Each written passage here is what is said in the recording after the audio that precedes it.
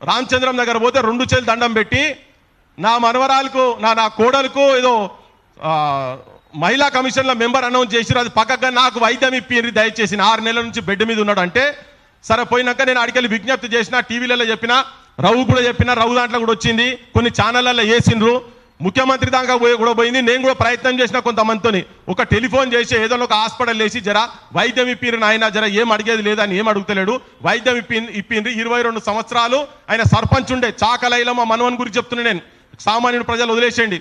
5 రోజుల తర్వాత చనిపోయిన ఆయన, చనిపోయిన తర్వాత మేము సాగుకు పోయినాం, సాగుకు పోతే ఒక పెద్ద మనిషి పట్టుకొని, చదువుకున్న పెద్ద మనిషి పట్టుకొని, అరే ఇక వాడు వీడు అన్నాడు చిన్న పదం బూతు మాట్లాడుకుంటా, వీడు నిద్రపోతున్నా, వీడు ఏడబన్నాడు అని చెప్పి మాట్లాడినా బన్నీ చేయి పట్టుకొని ఆపుతా ఉన్నా, అట్లా మాట్లాడకండి.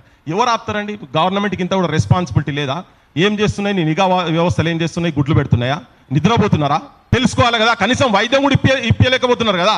అటువంటి వాళ్ళు కడుపు గాలి మాట్లాడుతున్నారు, సరే చూపియొద్దు, కానీ పాలన ఎట్లున్నదాని విషయంలో రియాక్షన్ ఎట్లున్నదని చెప్పేటందుకు చెప్తున్నా.